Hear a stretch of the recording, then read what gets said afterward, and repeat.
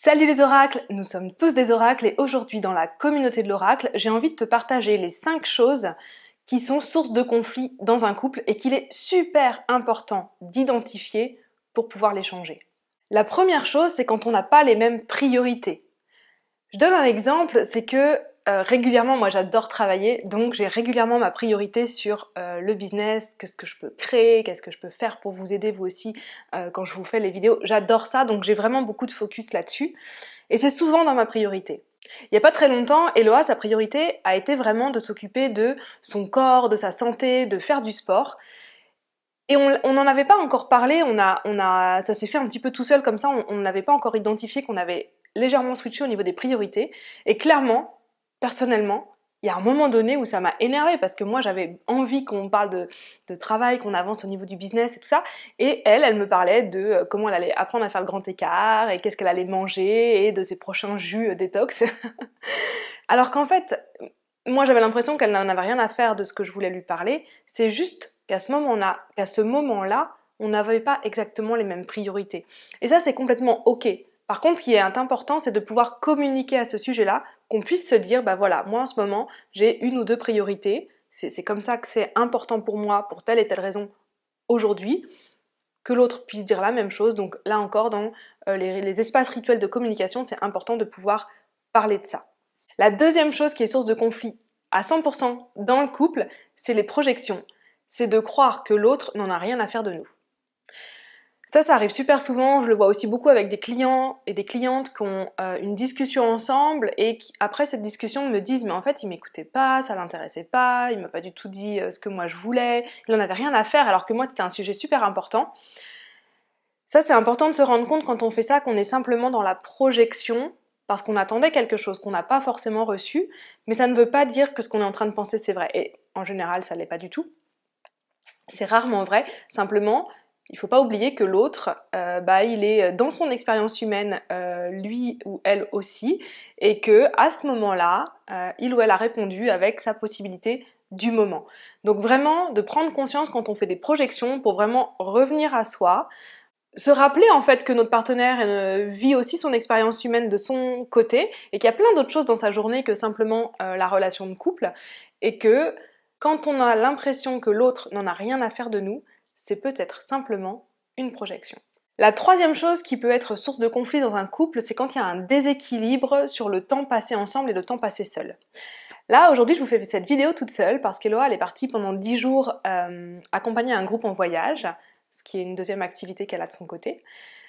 Et ça fait, donc là je vais avoir 5 jours à peu près toute seule à la maison, puis 5 autres jours avec mes enfants qui reviennent. Et en fait, ces 5 jours à la maison, comme je me rends compte que j'en avais besoin.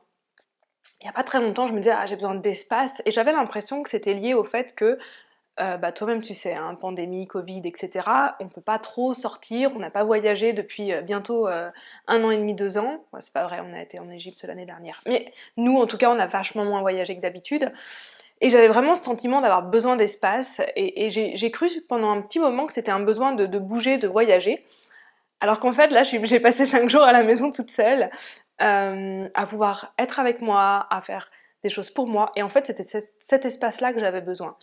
Donc quand il y a un déséquilibre entre le temps qu'on passe ensemble, le temps qu'on passe seul pour nous, le temps qu'on passe en famille, ça c'est une source de conflit potentiel. Ce qu'il faut savoir, c'est qu'on n'a pas tous les mêmes besoins.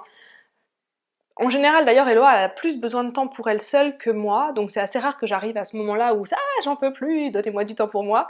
On n'a pas tous les mêmes besoins, mais ça va être important de trouver cet équilibre. Et quand je parle d'équilibre, je dis pas non plus 50% du temps ensemble, 50% du temps seul. Ça n'a rien à voir, ça encore, c'est quelque chose à expérimenter et à trouver ensemble. Mais par contre, ce qui est sûr, c'est que du temps seul, on en a tous et toutes besoin pour pouvoir se recentrer. Simplement pour pouvoir être dans notre énergie à nous, goûter à notre énergie, être centré et aligné dans notre énergie. C'est juste nécessaire pour se souvenir de qui on est, des envies qu'on a nous, et de nos rêves en fait à nous en dehors du couple. Donc ça c'était la troisième chose qui est source de conflit, c'est les déséquilibres au niveau du temps. La quatrième source de conflit, c'est toutes les attentes et les besoins qui ne sont pas exprimés. On en parle souvent avec Eloa dans un couple sacré, c'est vraiment les deux personnes qui choisissent ensemble de prendre soin de l'autre, de prendre en charge et prendre soin de l'autre via la relation. Bien sûr qu'on est totalement indépendante dans cette relation, mais il y a quand même des besoins et des attentes dans la relation. Le problème, c'est quand ces besoins et ces attentes ne sont pas exprimés, parce que toutes les attentes non exprimées amènent du conflit. Si tu t'arrêtes au feu rouge, tu t'attends bien à ce qu'il passe au vert à un moment donné. S'il passe jamais au vert, si au bout d'un quart d'heure, 20 minutes, 30 minutes, il passe pas au vert, ça va commencer à bouillir à l'intérieur de toi. Parce que toi, tu t'attends à ce qu'il passe au vert, puis d'habitude, il passe au vert en plus. Mais tu t'attends à ce qu'il passe au vert parce que c'est comme ça que c'est censé être pour toi.